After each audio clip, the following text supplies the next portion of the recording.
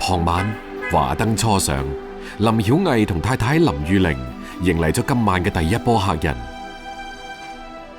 有啲年份嘅雪櫃靜立喺門口，砧板前嘅老闆粒聲唔出，眼觀六路，但唔阻礙佢操刀切魚，就好似身懷絕技嘅大俠，睥睨眾生。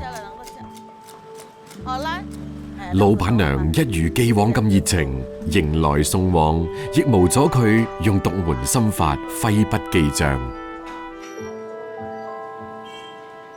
三人那這2萬8，三人粗條大條啊，三根翹一條滷水3隻嘛，6根哇，就頭裝好吃嘿。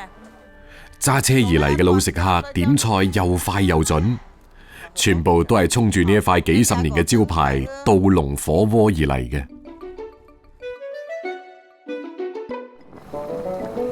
佢係受呢個路，食啲咩？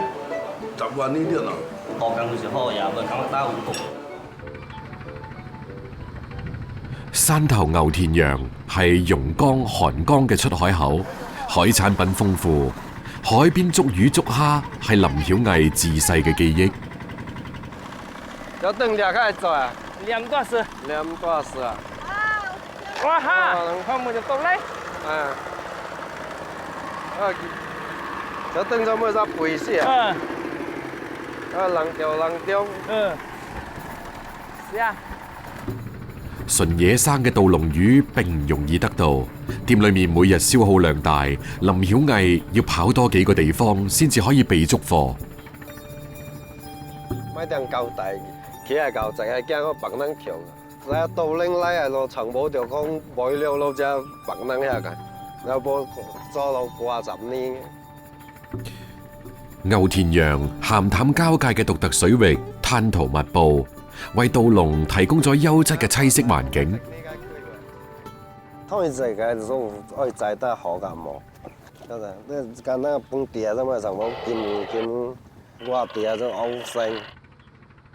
稻嶺嘅叫做辣，叫做劍，依個隻口做棒，不會咗個時間就咪就個深海。了將可以就等隨着流水到淺海生長。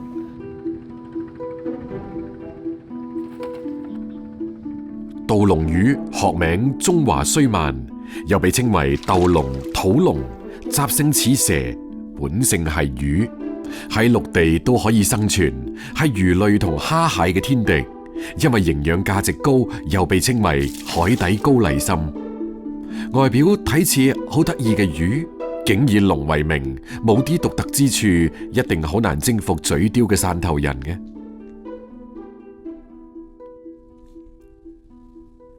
將稻龍魚成條煲湯或者炆燉係最傳統而且慳功夫嘅食法。洗乾淨嘅魚，稍稍開刀切斷骨刺，再分段，加入稻種等藥材，煲3個鐘頭。出煲嘅時候，稻龍軟爛，魚香4日。喺潮汕人眼裏邊，呢個湯可謂大補。潮汕人對食嘅追求，從來都冇天花板。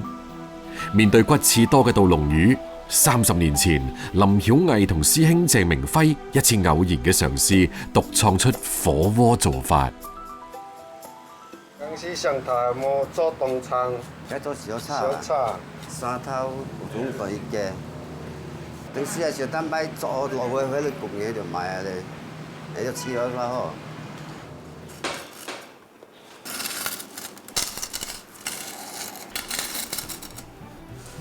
好嘅稻龍魚，剔除主骨之後嘅肉色金黃，肉厚但通透，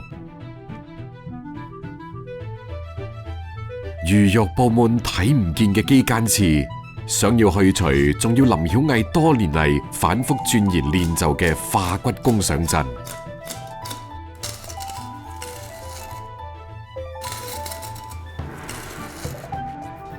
切魚嗰陣，每一刀都乾淨利落，頻密細切，先至可以既切斷所有肌間刺，又唔傷及魚皮。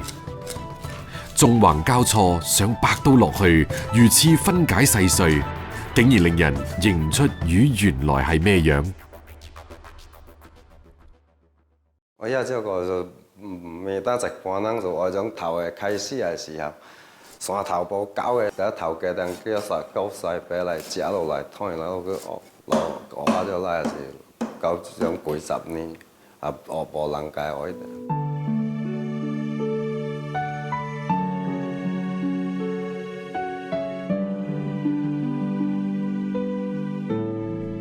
煮嘅時候，魚骨湯打底，放稻籠片灼湯10秒，魚皮預熱收縮，魚肉變白舒展，好似花咁綻放開嚟。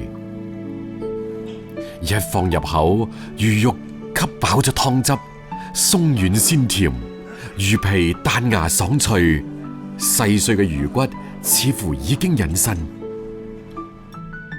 點啲特製嘅酸梅醬，中和咗皮下脂肪嘅肥膩，呢種絕佳搭配，食客食咗都話正。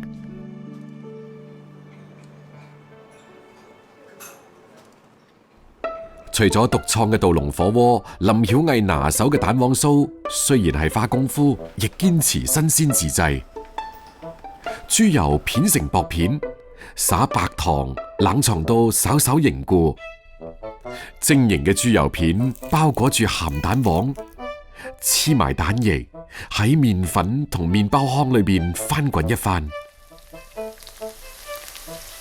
最後入油鑊炸透，鹹香酥脆。喺專賣稻籠魚嘅火鍋店，蛋黃酥變成咗食客必點嘅火鍋特別伴侶。咁多年，靠住用心意志，林曉毅一家嘅稻籠火鍋喺汕頭火鍋界打出咗名聲。師兄退休之後，林曉毅將生意接咗落嚟。今日係林曉毅新店開業嘅日子，招呼親朋好友四方來客，本地宴席特有嘅各式菜品一應俱全。豐盛之餘，自然唔少得林曉毅親自操刀嘅稻籠魚助陣。30年前，林曉毅從牛田洋走出去，成為咗一名廚師。打拼多年，兩夫婦選擇返到鄉下開店。呢間匿埋喺鄉村嘅小店，就好似林曉毅自己，只顧踏實用心，自有知音尋味而嚟。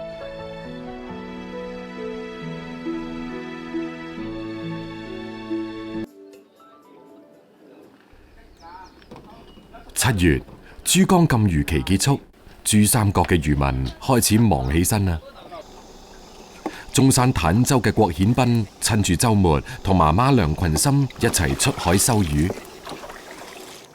今日咁多黃魚，黃魚正做係咩時候啊？又咪呢段時間咁噶，4月至6月都係黃魚做嘅。讀書嘅時候，一放假得閒幫你加魚、解魚，好多。嗰陣時候跳跳又有春啦，哦，又好食啊，有嗰種已有嗰種香味。製咗4個月嘅餵食貓喺收網嘅呢一刻得到滿足。不過黃魚又好似比較平係嘛5蚊斤。大魚有啲大魚。呢個張先，呢個季節啊，黃魚啊、邊魚啊、靚魚啊、搭沙啊，樣樣魚有嘅。提前撒落嚟嘅漁網收穫頗豐，其中最多嘅要數呢一個季節最為肥美嘅黃魚。黃魚其實係珠三角地區嘅俗稱，學名花鯽，體質大約有4到6個黑斑，魚身鱗光閃閃。每年春夏之交，生活喺鹹淡水交匯處嘅黃魚就游入近海產卵。清蒸黃魚可以品嘗到魚肉原始嘅鮮甜，當季嘅黃魚油脂豐富，香煎係更地道嘅做法。等魚喺熱油裏邊煎到兩面微焦，灑埋料汁調味就可以。煎過嘅黃魚油脂喺魚肉間流淌，焦嫩鮮美。廣東地區將卵叫春，黃魚卵又被稱為黃魚春。攞出嚟嘅黃魚春洗乾淨，就係坦洲人心中嘅魚子醬。落鑊煎到水分蒸發，柔軟嘅魚春變得紮實。最後再加啲蒜蓉同料汁去腥入味，呢個時候魚子甘香，作為送酒菜就再好不過。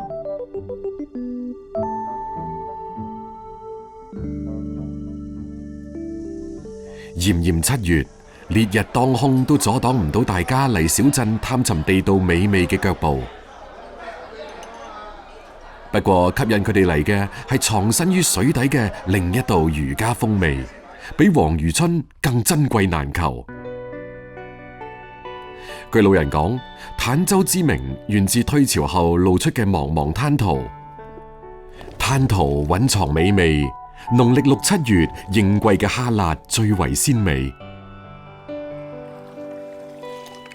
咁星期六咧，阿哥啊、阿姐啊，佢哋翻嚟食飯，咁我哋去浸啲蝦辣翻嚟啦。係啦，得啦，俾佢哋節糕咯。係啊。哇，今日都有啲蝦辣喎。有加人蝦辣做，點解冇蝦辣啊？6月、10月蝦辣做噶啦，黃魚蝦辣做係最靚噶啦。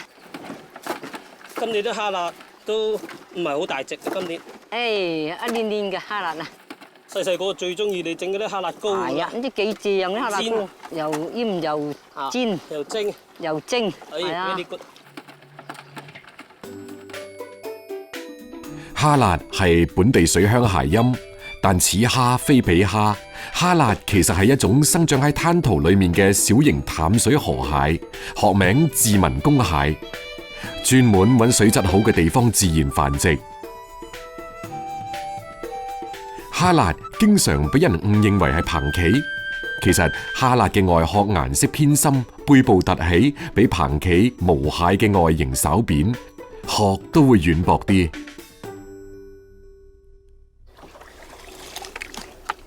漲潮時候水底空氣唔夠，蝦辣紛紛游出嚟唞氣，迷迷懵懵就爬咗入籠。夏日捉蝦辣係每個坦洲細路童年嘅回憶。舊年郭顯斌返到村裏面做嘢，有咗更多時間陪伴父母。雖然而家疍家人都搬晒上岸生活，但唔少依水而生嘅傳統依舊保留咗落嚟。家自沙天大一高咯，望見海邊浪滔滔。依家正在蝦辣做咯，眾人食個世界好利咯。6月蝦辣最高峰咯。啲蝦辣啦，浸好擠得噶啦。好，到你咧，到啦。唔夠都唔得。即係一定要浸到佢夠冧身，咁擠落去嘅話，就好似冰淇淋咁。擠蝦辣糕工序繁雜，需要喺冰箱冰凍1晚再解凍。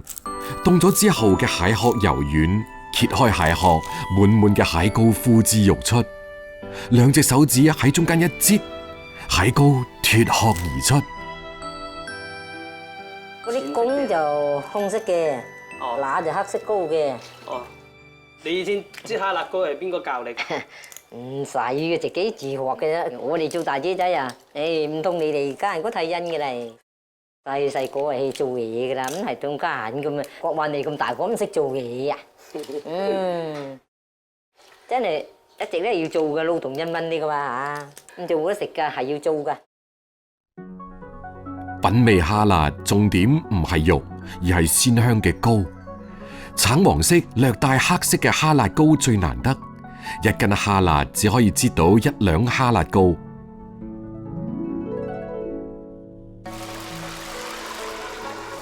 原隻蝦辣，本地廚師往往將佢油炸，製作成香口酥脆嘅椒鹽蝦辣。而料理蝦辣膏只需要清蒸，蒸好之後嘅蝦辣膏顏色金黃，膏香濃郁，保留咗最精華嘅味道。蝦辣膏炒飯就多咗一份甘香，用蒜蓉將蝦辣膏炒乾，加入蛋黃、米飯、菜心粒炒勻，蝦辣膏均勻包裹住每粒飯粒。出鑊之前撒啲蔥花，撲鼻嘅香味勾人食慾。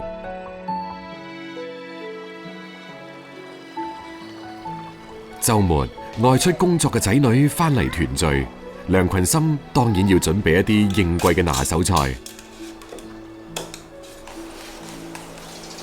喺瀝乾水分嘅蝦辣膏加鹽、蒜蓉等調料，打雞蛋定型，倒入鑊裏邊兩面煎香。煎好之後嘅蝦辣膏柔軟中帶住焦香，蟹膏嘅鮮味填滿成間屋，最令屋企嘅細路念念不忘。將蝦辣揭殼去腳，留翻個身，撒豆豉蒸熟，就係水鄉經典菜式醃蝦辣。